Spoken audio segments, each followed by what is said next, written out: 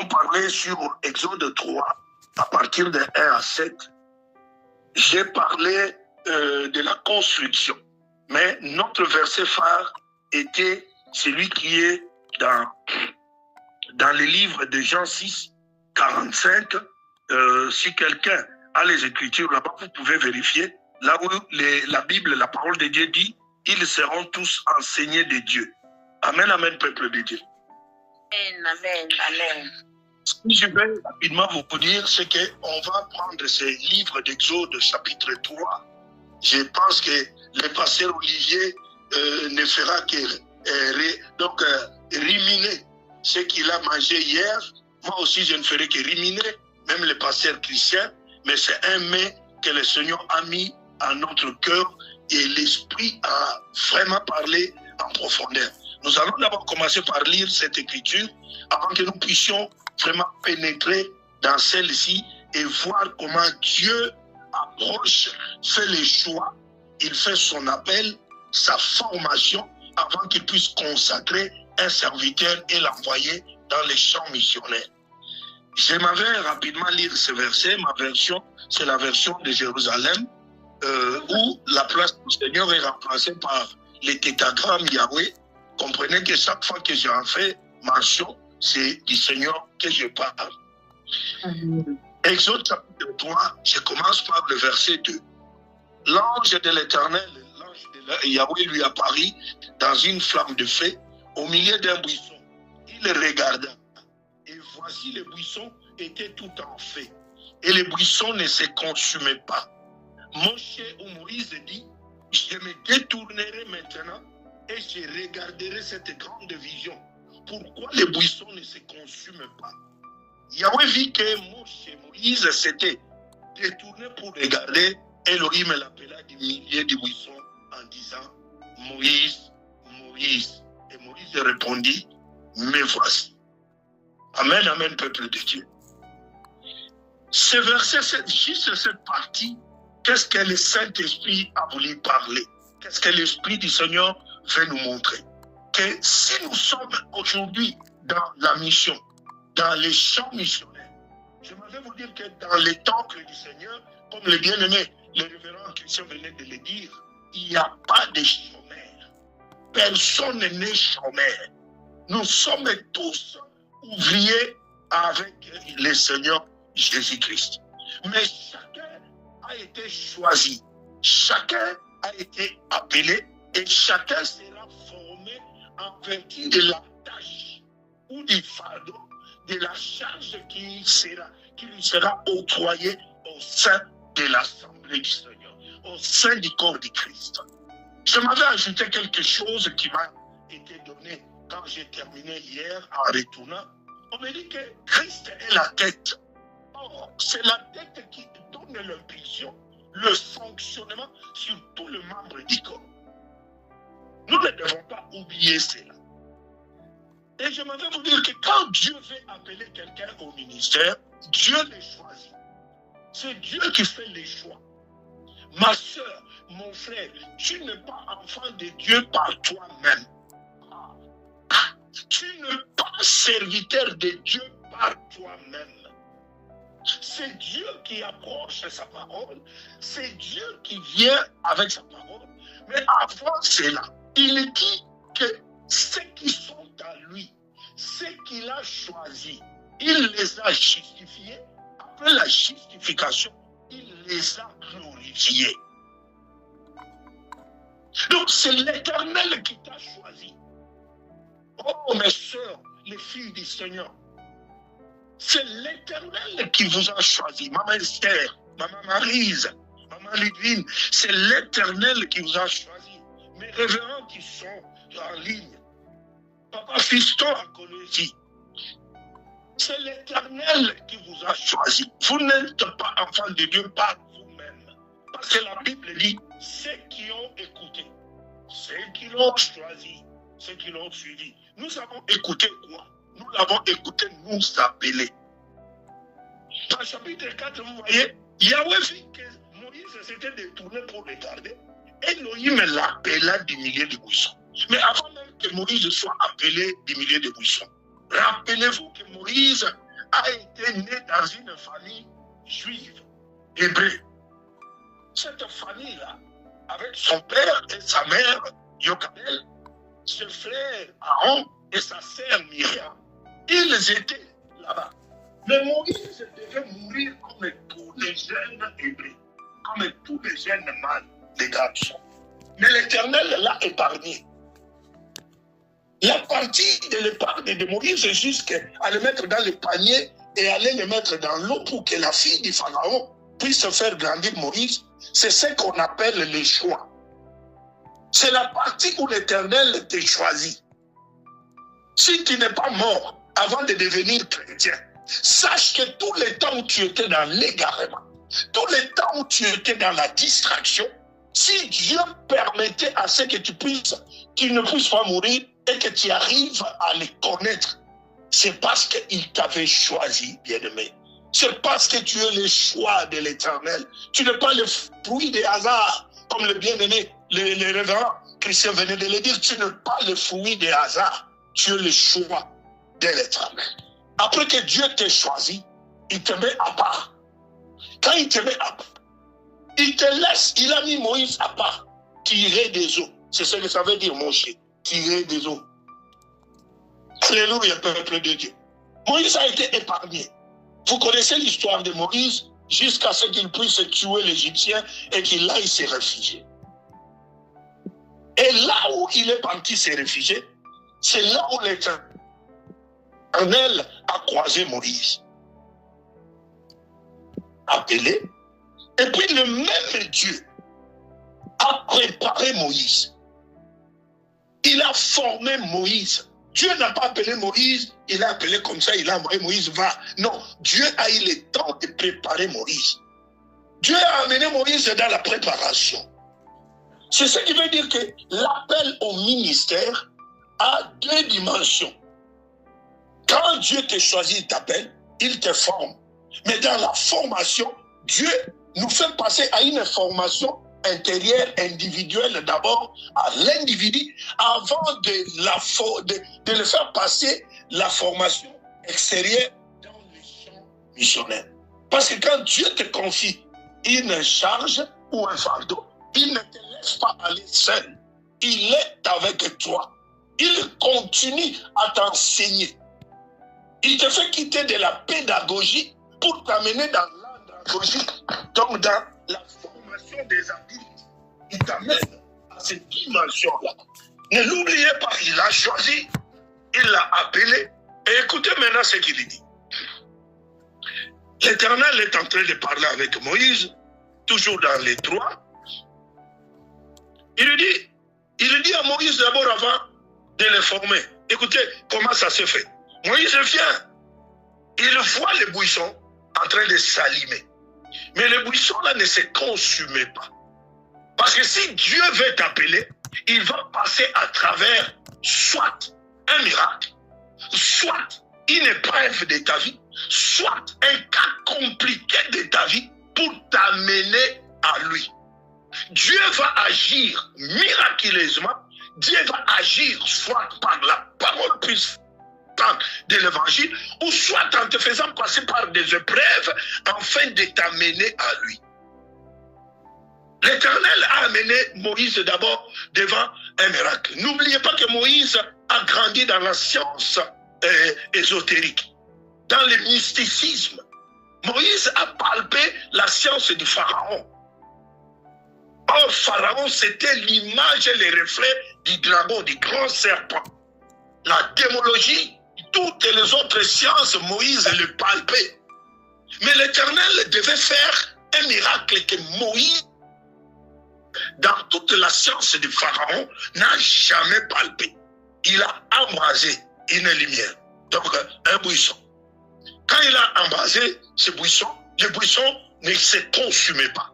Moïse, toujours dans la quête de la connaissance, il est venu, il a vu le miracle. Mais il voulait sonder, il voulait savoir comment il y a eu cette manifestation. Or, derrière chaque miracle, derrière chaque manifestation, il y a un esprit qui opère cette manifestation.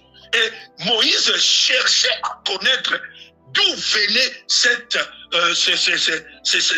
ce mystère. Un buisson qui ne se consumait pas, malgré le feu qui s'allumait. Ça, nous les enfants de Dieu, avec les Écritures actuelles et la parole du Seigneur qui parle, quand le feu s'allume, nous savons que l'Éternel, c'est un feu dévorant.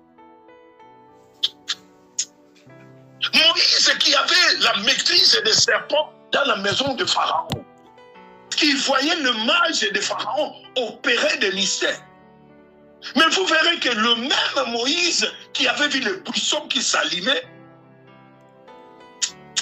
s'est retrouvé devant cette étrange manifestation. L'Éternel l'a appelé. Quand il l'a appelé, il lui a dit ceci: n'approche pas. Là, je tombe directement dans ce que l'homme de Dieu était en train de parler. Il lui dit: n'approche pas d'ici, ôte tes sandales de tes pieds, car le lieu où tu te tiens, c'est un sol saint, dans ma version Bible de Jérusalem. Écoutez, l'homme de Dieu a déjà introduit ça. D'abord, Moïse devait enlever toute sa personnalité. Il y a des moments où nous, les enfants de Dieu, nous venons devant Dieu avec notre intellect. Nous venons avec notre français, notre anglais. Nous croyons que Dieu, quand il s'échange avec nous, il a besoin de notre quotient intellectuel. Non.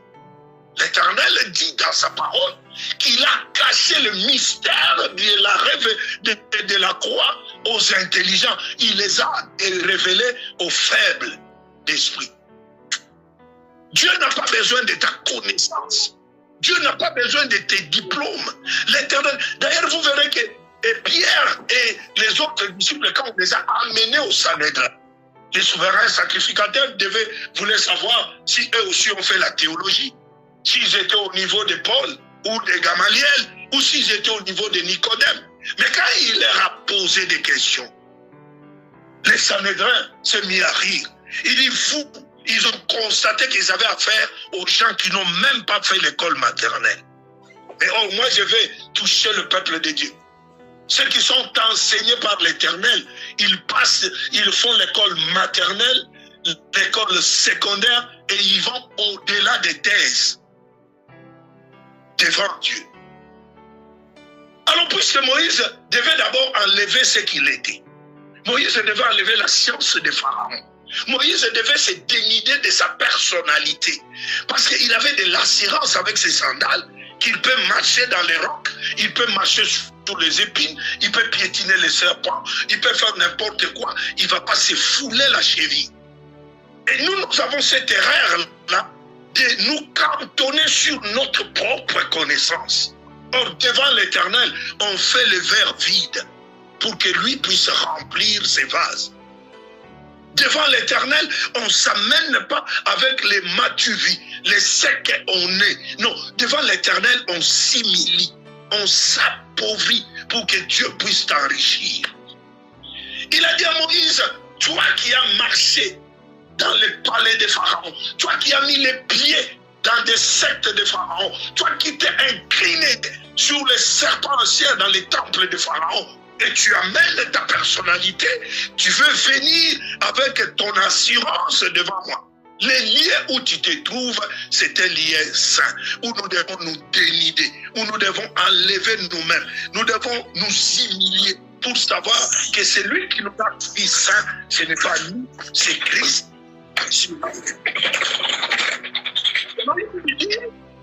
Il devait d'abord brancher, faire les contacts.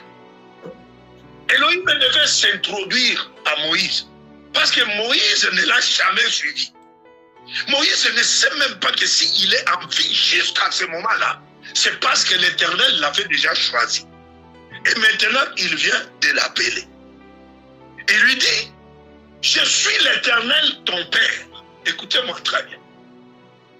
Le fait de se présenter déjà à Moïse, fils de Jochebed, que lui était son père, ça devait déjà éveiller le soupçon de Moïse pour se dire: mais comment?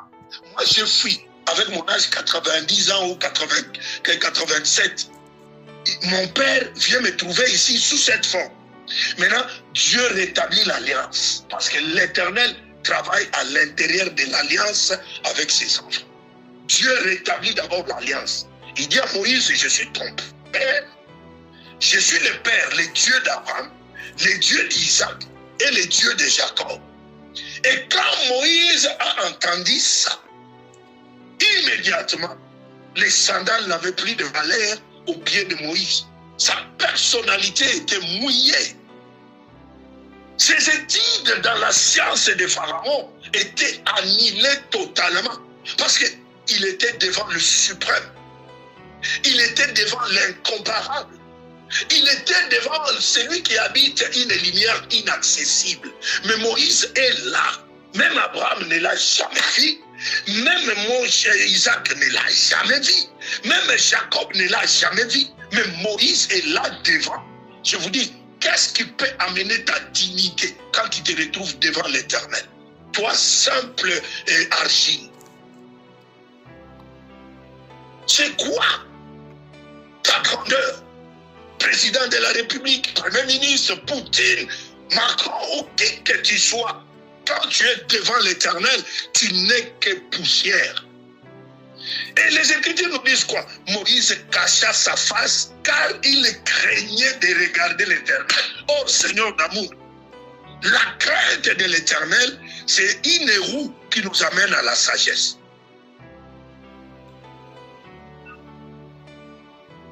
La crainte de l'Éternel nous ramène à la sagesse. Et Moïse a caché sa face. Dieu commence à enseigner Moïse. Il dit d'abord à Moïse la mission avant de le préparer. Dieu va t'informer de ta mission avant de te préparer à assumer la charge, à te montrer la méthodologie, à te donner les capacités à accomplir cette charge. Il informe Moïse. Il dit, chapitre 7, Yahweh dit, j'ai vu l'affliction de mon peuple qui est en Égypte et j'ai entendu les cris de détresse qu'ils ont poussés face à leur oppresseur, car je connais leur douleur. Il y a 3 mots qui sont l'affliction, la détresse, la douleur. Il y a ces 3 mots-là, l'affliction, la détresse, la douleur. Quand Dieu s'appuie sur son propre constat, il te prépare à aller consoler. Écoutez bien, ce même constat, Dieu l'avait constaté aussi pour l'humanité. C'est pourquoi quand Christ est venu, il a parlé dans Ésaïe 61, il dit, l'Esprit de l'Éternel est sur moi. Il m'a oint pour. Quand vous allez vérifier, vous allez trouver, il vient pour enlever les afflictions. Il vient pour enlever nos détresses. Il vient pour enlever nos douleurs. Alléluia. Alléluia. Gloire à Jésus. Il dit, je suis descendu pour les délivrer de la main des Égyptiens et pour les faire monter dans cette terre vers une terre bonne, vaste. Une terre où coule le lait et le miel. Un lieu où sont, ils dirent déjà, les dangers qu'il y aura. Le peuple qui habite cette terre que lui va déposséder. Je dis cette nuit que Dieu dépossède les terres à ton profit. Que Dieu puisse arracher les terres à tes bénéfices pour ton intérêt. Parce que ton ministère demande les moyens. Ton ministère demande les compétences et les capacités. Or, nous sommes forts par celui qui nous a sauvés. Nous ne sommes pas forts par nous-mêmes. Il dit, maintenant, viens Moïse. L'école commence. Dieu amène maintenant Moïse à l'école maternelle de l'Éternel. Moi, j'aime ça. Quand Dieu t'amène dans son école maternelle, c'est le papa. C'est pas madame, c'est pas maîtresse, c'est pas monsieur qui enseigne. Mais c'est papa qui enseigne le premier rudiment de la science divine à son enfant. Il dit, maintenant viens, je t'enverrai vers Pharaon, tu feras sortir mon peuple, les fils d'Israël. Écoutez, c'est ce que je vous ai dit là. L'orgueil, la montée, la suffisance, tout ce que nous brandissons quand nous sommes dans le ministère, ça ne sert à rien. Moïse, dans son humilité, Moïse, dans sa chair, il répond à Elohim, il dit, qui suis-je moi pour aller vers Pharaon, pour faire sortir le fils d'Israël? Et l'Éternel lui dit, ce que je venais de vous dire, quand Dieu te confie une mission, bien-aimé papa Christian, maman Maryse ou maman Gladys, le pasteur Olivier, mon bien-aimé Kourouziza, quand le Seigneur vous donne une mission, il ne vous laisse pas aller seul. Il ne vous laisse pas aller seul. L'Éternel marche avec vous. Pourquoi? Parce qu'il dit qu'il est toujours derrière sa parole pour l'accomplir. Quand toi tu parles, la voix, les sons de ta parole ne sortent pas sur ta nuque, ça sort devant. Donc ta parole te précède. Quand tu lances le son, ton son te précède. Mais toi, tu es derrière cette parole pour la faire aboutir. Il lui dit, oui, je serai avec toi. Et ceci serait pour toi le signe que c'est moi qui t'envoie. Quand tu auras fait sortir mon père. Écoutez d'abord, il y a un problème là-bas que nous devons discerner. L'Éternel dit que lui est descendu. En lisant ça, moi je crois que comme il est venu, il ira lui-même défendre. Or, si l'Éternel allait en Égypte par lui-même, et l'Égypte et Israël seront tous consumés. Il fallait qu'il puisse se tabernacler. Il fallait qu'il puisse construire une nouvelle arche. Pas celui de Noé, mais c'est l'arche de Moïse, dans laquelle l'Éternel devait tabernacler, devait cacher sa divinité, afin que Moïse, comme un humain, qu'il apparaisse au milieu de ses frères. Voilà. Il lui dit, maintenant je t'enverrai. Moïse doute et tout. Il dit non, pour que tu saches que c'est moi qui t'envoie. Quand tu auras fait sortir mes fils de l'Égypte, vous servirez Elohim sur cette montagne. Moïse recommence, il dit, qui suis-je? Qui serais-je? Tu parles ainsi au fils d'Israël. Dis-lui, je suis, m'a envoyé. Peuple de Dieu, alléluia. Alléluia, grande famille. Alléluia. Moïse ayant entendu cela, l'Éternel est toujours dans l'école maternelle avec Moïse. Maintenant, il dit à Moïse que toi, Moïse qui boudait, qui disait qu'il n'a même pas la voix. Il ne connaît même pas la théologie de Dieu. Il ne connaît même pas comment aller parler avec Israël. Il bégaye. Moi, j'ai la parole dire comment je vais y aller. Écoutez le mystère de Dieu. L'Éternel dit, comme il savait déjà, il avait préparé Moïse, c'est comme ça qu'il avait préparé Aaron. Il dit, j'ai parlé avec ton frère. D'ailleurs, il est en route, il vient vers toi. Oh Yahweh. Quand il prépare un serviteur de Dieu, il prépare même la provision. Dieu prépare les champs missionnaires. Dieu prépare les signes et les prodiges. Dieu met en nous la sémence qui devait changer notre vie afin que nous puissions produire les fruits. Il met en nous la sémence divine. Quand il sème en nous, nous allons produire les fruits qui sont semblables à son identité. Alléluia. Alléluia. Il dit à Moïse, va dire au peuple d'Israël que c'est moi, Elohim, qui t'ai envoyé. Et Moïse lui dit, mais comment, s'il me croit, moi? L'Éternel l'amène dans l'école maternelle. Il lui dit, prends ta main. Il l'amène dans la science de Dieu.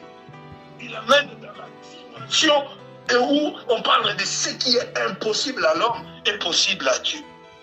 L'Éternel a amené toute cette partie, c'est dans la dimension de la formation du ministre avant qu'il puisse entrer dans son ministère.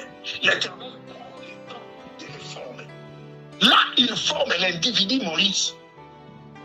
Il lui dit, prends ta main, mets sous ton menton. Moïse a pris sa main, il a mis sous le menton.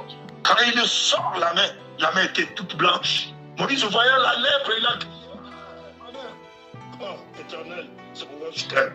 Il dit, ma main. Dieu l'a regardé, il dit, voilà, maintenant retourne la main. Moïse a retourné la main. Quand il a retourné sa main, la main était devenue, sa main était redevenue normale. Et Moïse dit, mais c'est pas possible. Maintenant Moïse dit, voici, ils ne me croiront pas, ils n'écouteront pas ma voix. Car ils diront, tu trompes, Yahweh n'était pas à Paris. Et l'Éternel lui dit, qu'est-ce que tu as dans ta main?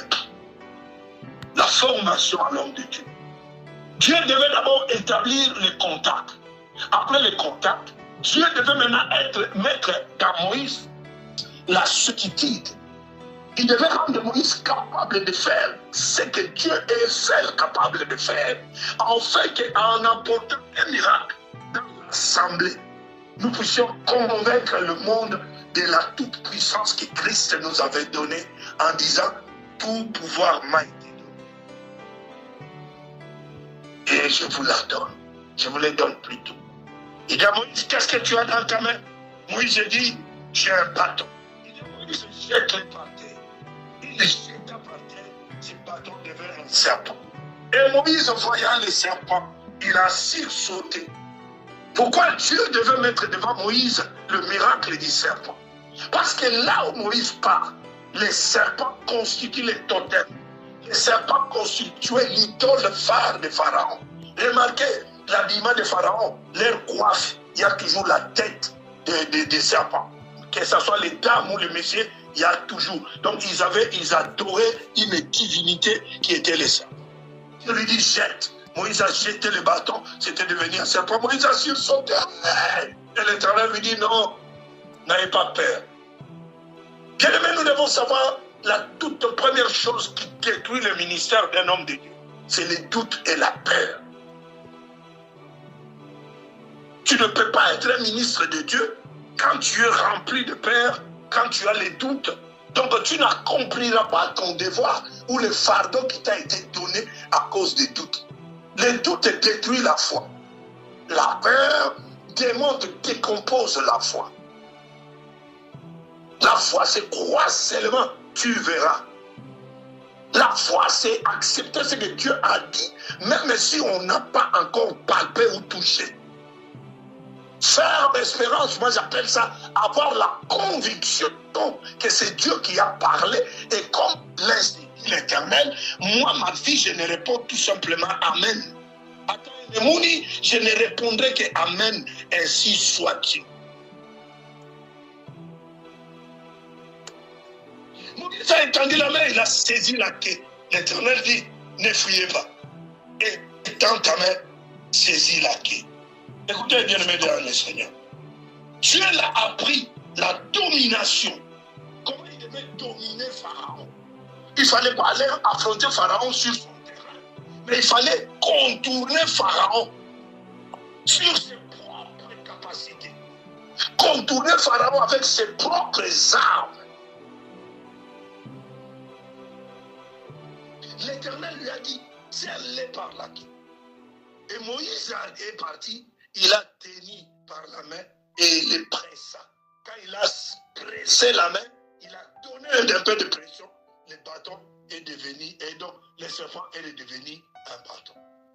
Donc ce qui était dangereux pour Moïse était devenu maintenant manipulable par Moïse, était devenu cet avantage. Toute arme est forgée contre toi. Au nom de Jésus-Christ, nous les rendons sans effet. Tout celui qui est sur cette plateforme cette nuit, par le nom puissant du Seigneur, tout serpent, tout scorpion sur ta route, écrase-les et au nom de Jésus-Christ, tiens-les par la queue, domine-les. Amen. Amen. Il lui dit, toujours dans cette école, la maternelle de l'Éternel, la science de l'impossible rendue possible, la science de Dieu, là où l'homme est dépassé, là où l'homme n'est plus rien, où Dieu règne, dans sa maternité, dans sa paternité. Il dit à Moïse, mets la main. Moïse a mis la main, et quand il a sorti, la main était devenue lépreuse. L'Éternel lui a dit, retourne.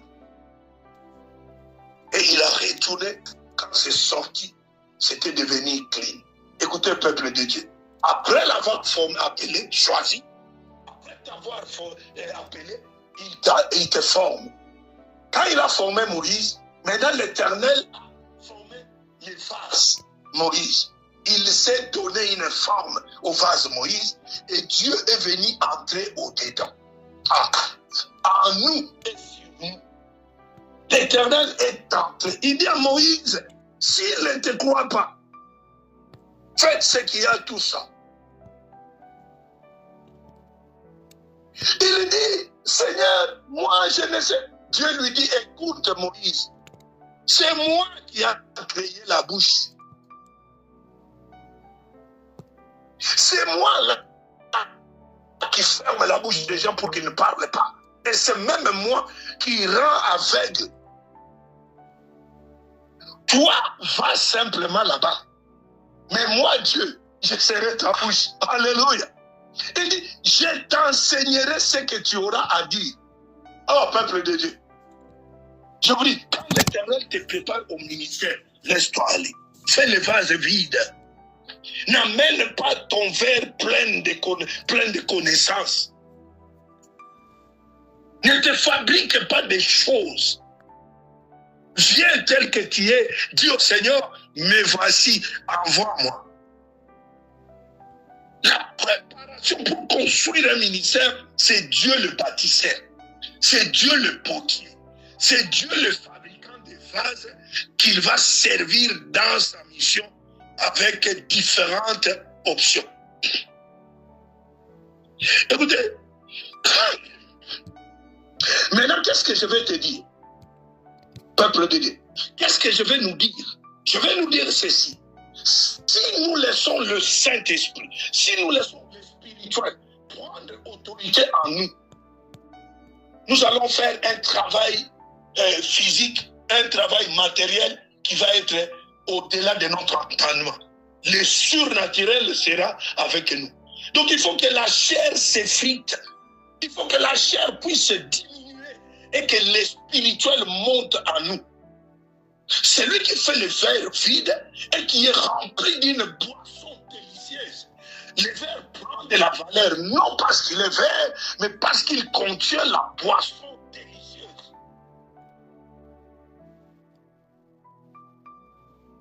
C'est parce qu'il contient la boisson délicieuse.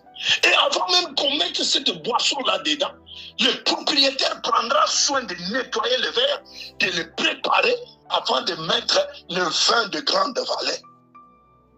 C'est ce qui fait qu'aujourd'hui, nous faillissons. Nous sommes faillibles dans le ministère. Pourquoi? Parce que au lieu, le choix est là, l'appel est là. Mais nous n'attendons pas l'enseignement. Nous passons de la formation. Dieu nous forme à l'humilité. Avant tout, Dieu place les fondements. Dieu place la relation, l'alliance, l'intimité, les contacts. L'ouvrier doit connaître, doit avoir la connaissance parfaite de son patron. Il doit connaître, il doit être enseigné à l'exercice, à la pratique de l'ouvrage qu'il va faire. Il ne parle pas de faire selon lui. Souvenez-vous, le même Éternel dit à Moïse, avant qu'il puisse bâtir le temple, il lui dit, faites le même modèle que tu avais vu au ciel. Donc Dieu tient mordicus que nous puissions faire son travail selon sa volonté. Et la volonté de l'Éternel s'acquiert dans la formation. La volonté d'Élohim nous arrive que par la formation. Celui qui écoute Dieu parler fait l'œuvre de Dieu et a les résultats de Dieu. Mais celui qui n'écoute pas Dieu parler, celui qui n'a aucune alliance, aucune connaissance de Dieu aujourd'hui. C'est comme ça que nous sommes là. Il y a des gens qui se mettent à prier au nom de Dieu d'Abraham, d'Isaac et de Jacob. Or, cette paternité, cette filiation a été remplacée. Quand Christ est apparu, il a enlevé la filiation des patriarches pour nous introduire maintenant ce que l'homme de Dieu venait de dire. La filiation des patriarches avait opéré dans le parvis. Ça opère sur la chair. Mais quand nous ôtons les rideaux pour pénétrer dans les lieux saints et les très saints, nous n'avons plus la filiation patriarcale des ancêtres de Moïse. Nous avons l'apparence du Fils. C'est le Fils qui entre dans les lieux saints. C'est le Fils qui entre dans les très saints parce que Dieu a fait de nous un royaume de sacrificateurs. C'est ce qui nous permet, en devenant fils de Dieu, en atteignant la maturité spirituelle, d'accéder au service et au fardeau pour lesquels il nous a confiés. Alléluia. Une fois que l'Éternel ait façonné l'époux, il l'a formé, il lui donne un travail, l'usage de ces peaux-là. Et avant de donner l'usage, il plante les arts de l'esprit. Donc les dons spirituels qui viennent, c'est la sémence du Christ qu'on met en nous. Afin que quand cette sémence-là commence à produire, nous faisons les répliques, la réplication de l'image et la ressemblance de Jésus. Et quand tu es ministre de Dieu, tu es un petit Jésus qui est là afin d'opérer ce que le grand Jésus, qui est notre Dieu, a fait. Nous allons juste faire ce qu'il a fait. C'est pourquoi dans la formation des disciples, quand ils devaient obtenir leur grade pour aller dans les champs missionnaires, Christ leur a dit, allez et faites de tout le peuple les disciples. Mais je saute le reste et dit, enseignez-les à observer ce que je vous ai prescrit. Donc Jésus avait prescrit aux disciples l'évangile, l'enseignement, les prérequis, les ordonnances, les commandements et les lois qu'elle devait transporter maintenant en tant que ministre de Dieu, en tant qu'apôtre, en tant que membre d'Éphésiens 4. Comment il pouvait aller avec ça et distribuer. Il dit, n'ajoutez rien là-bas. Dites-leur à observer ce que je vous ai prescrit. Donc, un ministre de Dieu, ce n'est pas quelqu'un qui se forme dans l'État. Ce n'est pas quelqu'un qui reçoit une formation extra de Dieu. C'est quelqu'un qui est choisi, appelé, formé et consacré par le Seigneur à travers des serviteurs. Dans les actions des apôtres, vous verrez, quelque part là-bas, ils étaient en train de prier, de louer. Le Saint-Esprit dit, mettez-moi à part, oh Seigneur, Paul et Barnabas, pour aller accomplir la mission que j'ai choisie. Donc, le Saint-Esprit est l'ordonnateur et le formateur des missionnaires. Donc, quand on veut bâtir un ministère en toi, bien-aimé dans le Seigneur, tu dois t'abandonner au Seigneur. La formation. Quand Dieu te forme, il te forme d'abord l'homme intérieur. Dieu le forme. Dans l'homme intérieur, qu'est-ce que Dieu met en nous? Il met le caractère du Christ, il met la nature du Christ. Les caractères et la nature du Christ, nous les acquérons à partir des dons du Saint-Esprit. Parce que ces dons-là, c'est juste l'émanation du Christ. Il met en nous. Et sur nous, c'est l'emprise, c'est l'ombre du Saint-Esprit pour nous accompagner dans les champs missionnaires. Donc nous devons avoir les caractères, l'attitude, la nature, les comportements du Christ. C'est pourquoi il dit, marcher comme il a marché. Il était doux et humble. Nous ne devons pas perdre de vue cette identité. Un ministre de Dieu, il est ambassadeur, il porte les badges de Jésus-Christ. Il ne se présente pas lui-même. On n'a même pas besoin de le connaître. Parce que quand lui arrive, c'est le Seigneur qui le brandit. C'est le Seigneur qui apparaît. Quand Dieu veut bâtir le ministère, après avoir fini de te construire intérieurement, de te donner la ressemblance du Christ, il te construit maintenant à l'extérieur. C'est pourquoi il dit que c'est ce qui est, c'est l'intérieur de l'homme qui façonne ce qui est dehors. Tu ne peux pas être doux et humble dedans. Et l'homme extérieur, l'homme externe, il est bruyant, il est, permettez-moi l'expression, c'est quelqu'un qui se comporte en désordre. Et après, nous allons crier, bon, comprenez, nous sommes des humains. Non, il n'y a pas d'humanité. après le service, après la formation de Dieu, nous devons nous battre avec la chair. Nous devons nous battre avec l'homme extérieur. Si l'homme intérieur est puissant, il va vaincre l'homme extérieur. Et il fera de vous un ministre de capacité, un ministre de qualité, celui qui peut vraiment parler et marcher avec Dieu. Que toutes les servantes de Dieu qui sont avec nous, que tous les serviteurs qui sont avec nous, que nous puissions nous laisser enseigner par Dieu. Que nous puissions lever l'écoute. Quand Dieu parle, nous nous taisons. Nous l'écoutons parler. Parce que la formation au ministère de Dieu nous transforme à l'image et à la ressemblance du Christ. C'est pourquoi vous allez voir que quand il a fini de former Moïse, il a préparé Moïse, il a donné à Moïse les arts de l'esprit, il a doté Moïse des armes offensives et les armes défensives. Quand Moïse est parti dans les champs missionnaires, c'était un succès. Malgré qu'il était humain, comme nous le disons. Mais l'homme extérieur de Moïse avait acquis une dimension de divinité. À telle enseigne que quand ils sont sortis, Moïse était capable avec le même bâton de fendre l'eau. Moïse était capable de confondre Pharaon sur son propre terrain avec ses propres dimensions de mystère. Moïse a transformé un gros serpent qui a avalé le petit serpent.